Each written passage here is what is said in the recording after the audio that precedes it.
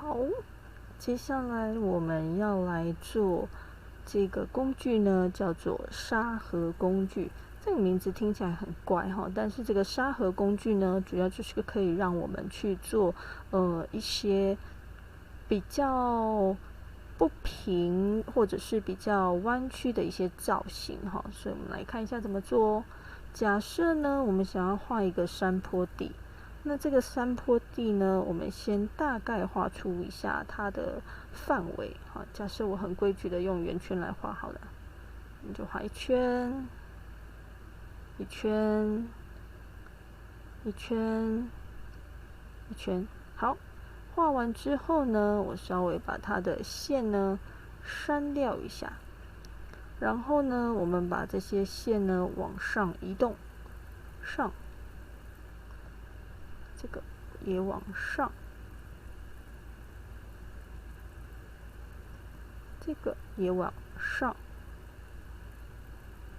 好，所以这个就会有点像是我们以前国中或高中学的等高线的那种感觉。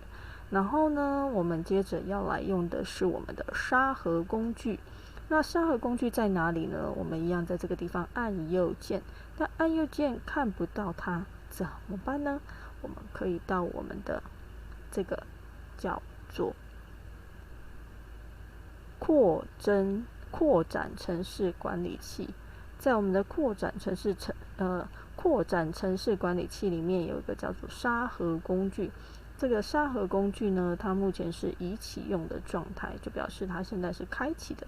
但是我现在看不到它，那我们该怎么做呢？我们可以看到，在这里呢，其实它是在工具里面的，这里叫做沙箱。沙箱呢，在2020前它叫沙盒工具，在2021它叫沙箱。那我们可以在这边按右键找到我们的沙箱，它就长成这个样子。那2020版的话，它是叫沙盒工具，好，所以你可以去找它的名字。那再来看一下沙盒工具，它这里有一个就是从等高线去制作它的形体，好，所以我们就是要用这个工具。所以我们把所有的线段都先选起来，选完之后呢，利用这个从等高线的部分去做它的这样的一个，我们就会得到这样的一个形状。那这是我们利用很规矩的圆形去画出来的。那等高线不会这么规矩哈，等高线呢基本上都是很不规则的，所以我们可以很不规则的去画出它的形状。然后像这个就要很注意，因为这个会有区段的东西哈，所以它等一下画出来的那个就会交错哈，所以我们尽量不要让它有交错的情况。好，这里，然后比如说这里比较细一点，仔细看，这里稍微修一下。好，继续。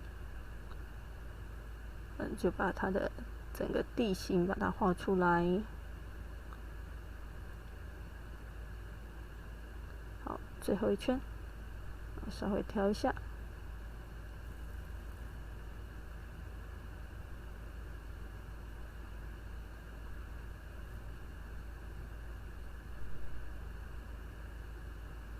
好，差不多这样子。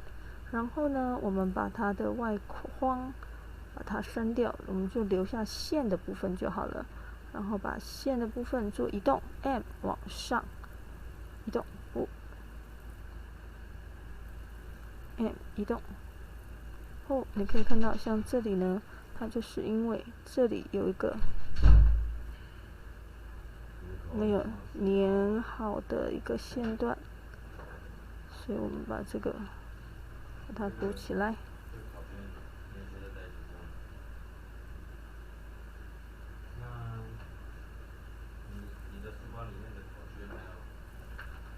好，所以这个要稍微注意一下，像这里其实等一下也会有一些问题哈，所以等一下要把它稍微修好一下。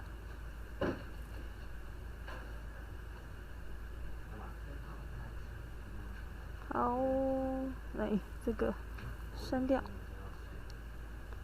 往上移动。哦，这里还是一样，所以我们就把它直接删掉，直接画线。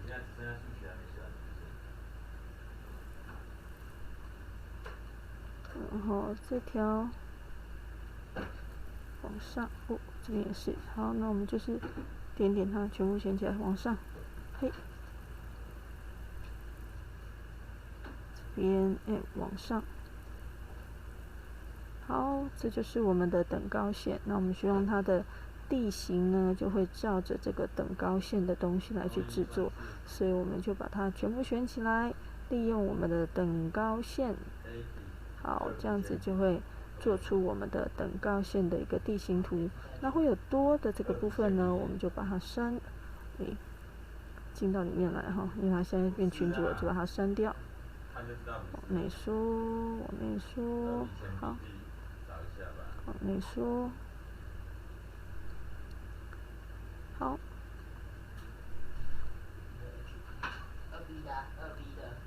这样子就完成了我们山坡地的制作了。好，来给你们自己做做看。好，结束了这个部分呢，我们现在要利用这个沙盒工具来做一些事情了哈。要利用它来做一个桌子，它是有桌巾的桌子。我们先画一个 rectangle， 就是正方形，就是我们的桌子，长度100乘100。然后呢，我们把它变成方正表面，然后利用我们的这个手绘工具，在旁边呢绕一圈。那我现在画的呢，这个是错。我现在画的呢是我们的桌巾的垂降下来的部分，所以它就是沿着我们的桌子呢绕了一圈，回到我们的这个地方来。好，那接着呢，我就把这个删掉，这个也删掉，然后把正方形的部分呢往上移动，上。好，所以我现在就会有2条线。那这2条线呢，我就利用它们2个选起来之后，做沙箱的从等高线，啪，这样子，我的桌子上面就铺了我的桌巾了。一样，我进去之后呢，把它的这个线呢稍微修一下。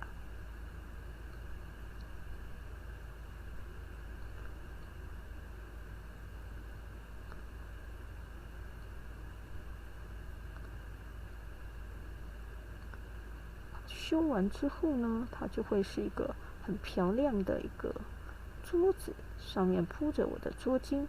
那桌巾呢，我们就可以给它一个比较漂亮一点的一个颜色。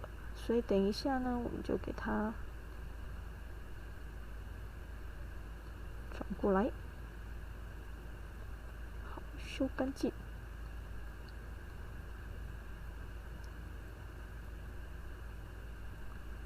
好，修完之后呢，我们就给它一个比较漂亮的一个布织布，找到我们的织物，然后假设我想要这个，好，这样子我们的桌布就好了。但是你会发现它好像有一些那个造型不是太好看，那是因为我们的这个呢，它是平贴的，然后它是降下来的一个造型。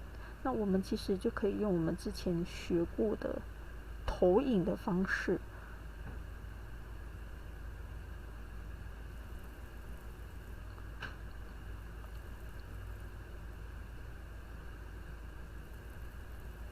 把它往上堆，然后这边堆到它，这边堆到它，然后这个面它吞过来，这边设纹理为投影。但是呢，这样可能会有一些问题，因为现在的面呢，它是全部的面，所以呢，我可能必须要选的时候呢，只能选这个面，但是它不让我选这个面。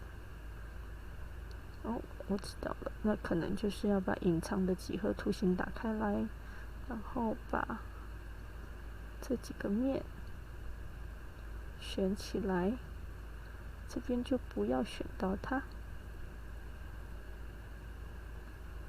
然后吸这个的材质，然后投影上去，好，这样看起来就会比较干净一点，不会有这样的杂质了。好，这个呢，我们就可以把它删掉。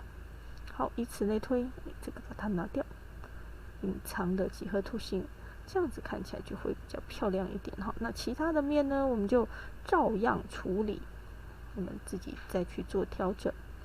然后我们的面就是像这个面，好，这样。然后麻烦请你们转到一个你们觉得比较漂亮的面，然后档案绘出2D 图形，然后把它绘到桌面上。这是我们今天的第3个作业，我们的桌子。好，然后记得就传到我们的作业区。好，那第3个作业就给你们练习喽。好，接下来我们要来画一个类似像这样的一个浴缸的造型。那这个浴缸的造型要怎么做呢？我们先开一个视窗，然后首先呢，我们必须画一个圆圈。那这个圆圈呢是我们的下方，那我们要让它变成椭圆形，所以我们这边按 S 让它缩小。Ctrl 键，请你按着我们一起往内缩哈。等一下哦，我们只要 S， 只要对角线往内缩就好了。好，这是我们的底下的盆子，然后呢，我们就 Ctrl 往上拉。然后呢，这里要稍微大一点，所以 S 我们就往长的地方拉，然后稍微让它旁边胖一点点，所以我们旁边拉大一点，然后再 Ctrl 再往上拉。好，这里呢就让它Ctrl 键往外拉。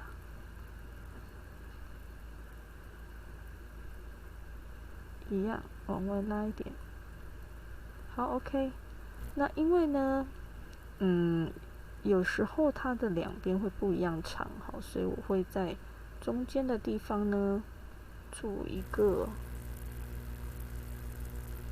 正方形拉上来，让它超过它们。它卡住它没关系，因为我只要它的一半，我要画它的线一半。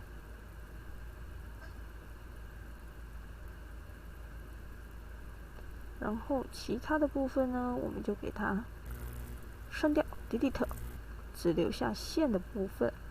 那这个线的部分，我们就可以把它选起来，利用我们的沙箱工具，它就会长成这个样子。那因为我刚刚的这个呢，可能不够里面哈，所以到时候你们在做的时候呢，也可以稍微把它调到这个可以把它再往内缩一下，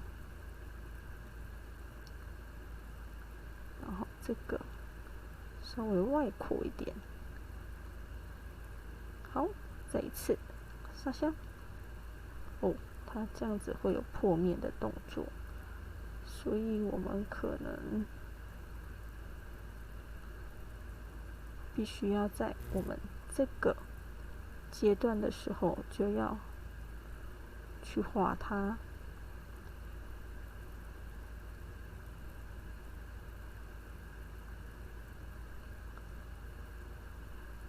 好，把它删掉 ，delete。哦，这边的线没有删到。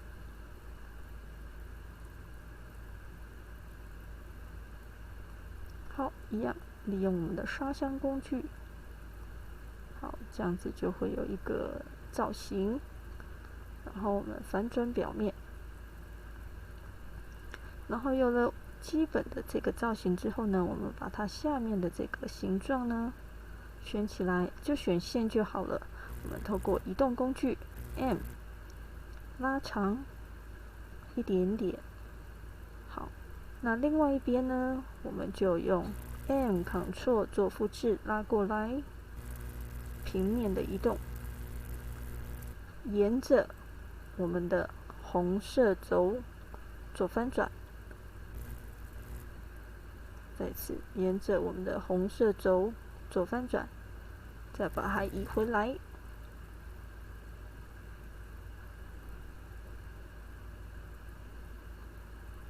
呀，我刚刚没有切得很直哈，所以像这个地方它就跑掉了。因为我是用原件吗？好，我先把它改成原件，转为原件。M Ctrl 外拉，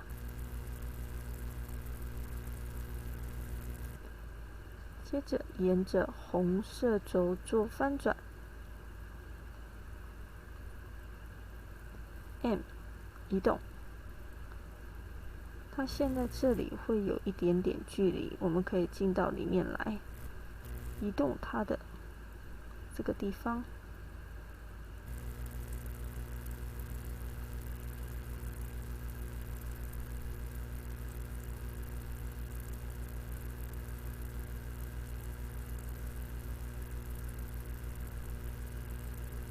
没关系，交叉一点点。所以你们等一下在调的时候呢，稍微让它这样，等一下应该会有一个交叉的面，不过没关系哈，就是因为我刚刚中间切断的时候呢，没有切得很平整哈。那我们就是给它做分解，按右键做分解，那这样子我们的线就好了。我们可以试试看删掉线会不会怎么样？哦，删掉线可能不太行，因为它会有比较大的破面。好，那我们就留着它吧。那如果觉得它这个有一个线不好看怎么办？我们就可以用我们的这里没有揉面，我们就可以去我们的面板工具，管理面板，打开预设面板，柔化边线，把它打开来。好，找到我们的柔化程度，柔化共面。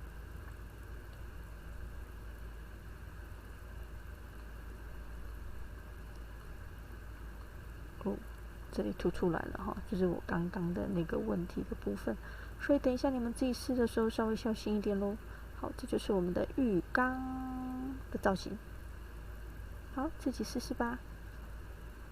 再来沙盒工具呢，它除了可以做这种立面之外呢，它还可以让我们做一些地形，不同的地形哈。我们利用这个旁边的叫做重网格这个地方来做一个制作。那重网格这个地方呢，我们要怎么样的制作呢？好，我们刚刚的沙盒工具里面，这里有个重网格。重网格的意思呢，是它会建立一格一格的格子。那这个重网格，我们按下去之后呢，它这边有一个叫网格间距，你可以先设定你每一格的网格需要多少。假设我们这里是10公分，我们就先打10 cm，Enter。Enter 完之后呢，我们可以从起点开始往上拉，往外拉。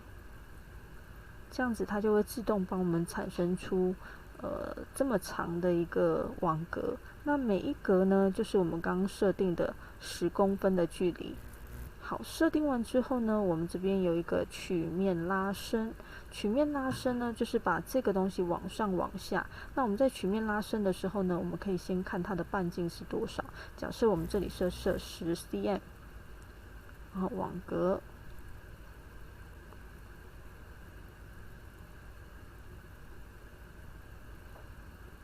好，我们设完我们的网格之后呢，我们可以利用这个曲面拉伸来去把这个网格往上往下做调整。但是这个你可以看到，我们现在这个网格呢，它是一个群组，你要点到里面去之后，我们再利用这个网格拉伸来去做一个往上往下调整的动作。那这边呢，我们可以先设一下我们的半径。刚刚我们这里设10，所以这里假设我们也设10cm。那它每次调整的时候呢，就是以10为单位。那你可以往上往下做调整。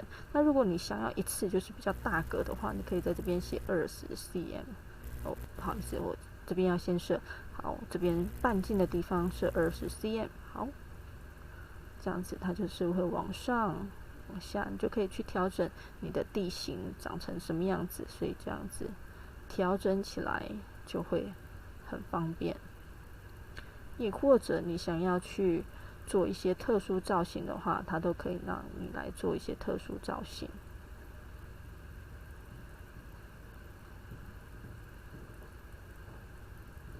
所以我们就可以利用上下的方式来去做调整。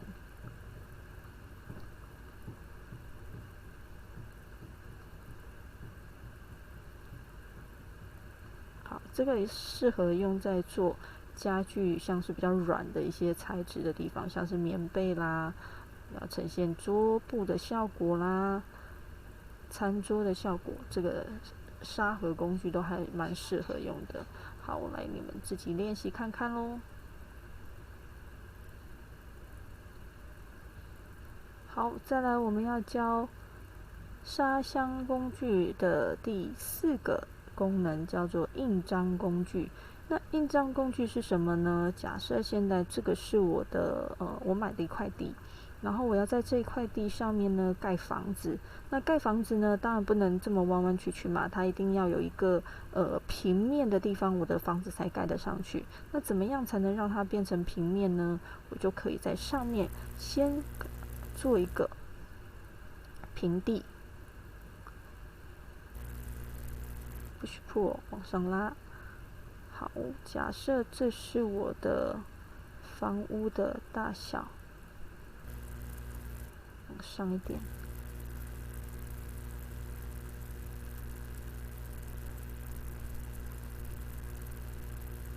好，那我的房子呢，大概就是要放在这个位置上面。好，那我就把这个呢变成一个群组。透过我们的印章工具，把它往下印。那在往下印的时候呢，这边会有一个叫做偏移，也就是你盖下去之后，它不可能，它旁边就会有一些斜坡嘛。你这个斜坡要多大？如果你的斜坡呢是5公分就好了，然后就是5，哎呦，太大了，5。等一下哦，重来一次。印章工具旁边这边是。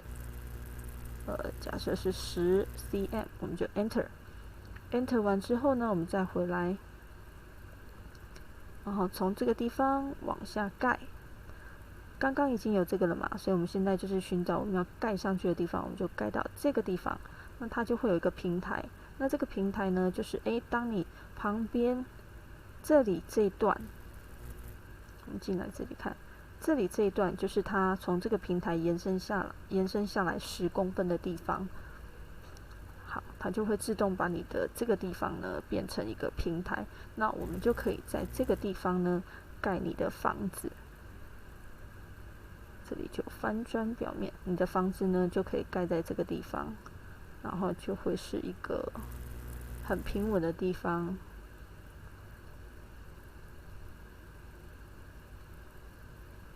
那当然你是不要在这个物件上面画啦，哈，你是可以在它的外面去画你的房子。好，然后我们就可以有一个山坡地。好，自己试试看吧。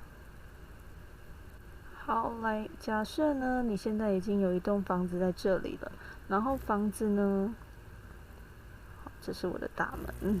推进去一点。那房子的地方总是要有一些路可以走嘛。那路呢，你要怎么盖呢？或者是你要怎么去让它有标示这是路呢？这个就是我们现在要教大家的，这个叫做投影工具。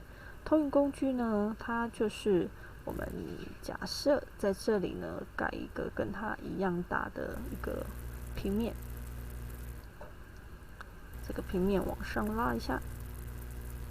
好，这是跟我们地一样大的一个平面翻转表面，我们就把我们的路，或者是我们的地籍图上面有的一些路啊，或者是一些标的物，把它画出来。好，这是会有一个路，这边呢也会有一条路。好，交错的地方我就把它擦掉。好，这个就是在他们施工单位预计要开垦的2条道路。好，有了这个之后呢，我们就把它做一个群组。那我们这个路呢，它就是要标示在这个山坡地上面。那怎么做呢？我们可以利用这个投影的动作，把这个东西投到哪里去？投到这个地方来。所以当你做投影的时候呢，你就可以看到它的这个路呢，刚刚标示的路呢，就会印在这边。那印上来之后呢，你就可以再仔细的去沿着这个路呢，去把它的路把它铺上来。好，这是我们的沥青的路。好，所以这一段路呢，就是我们将来要开发的路。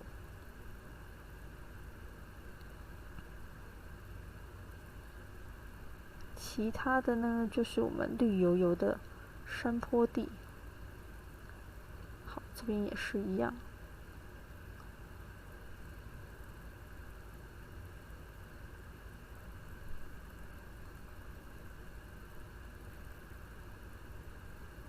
好，这样子就可以标示出哪些是我们的房子的地方，哪些是道路的地方。那这个东西呢，在我们盖房子的时候是非常好用的一个工具。好，介绍给你，它叫做沙箱工具。好，等一下呢，麻烦请你自己去建一个在山坡地上面的一个房子造型。那建完之后呢，麻烦一样，请你在旁边放一下你的浮水印。我们利用绘出2D 图形。好，这是你们的山坡上面的房子。